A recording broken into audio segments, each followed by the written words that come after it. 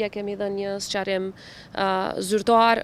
në intervistën që e kam dhënë për Politico, janë bërë ndryshimet e nevojshme, ajo ka qenë në fakt çfarë kam menduar kanë qenë numri rasteve, sepse siç e thatë edhe ju, bandat serbe kanë qenë të involvuara në qindra raste, qoftë të keqpërdorimit të votave, ta zëm në vitin 2021 tutje.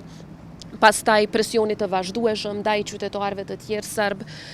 futjes ilegale të armëve në Republikën e Kosovës, dhunës ndaj qytetarëve, tazëm ka pas djegje të makinave, ka pas edhe sulme ndaj gazetarëve, 93 raste keme vetëm të sulmeve ndaj ushtarëve të KFOR-it, 93,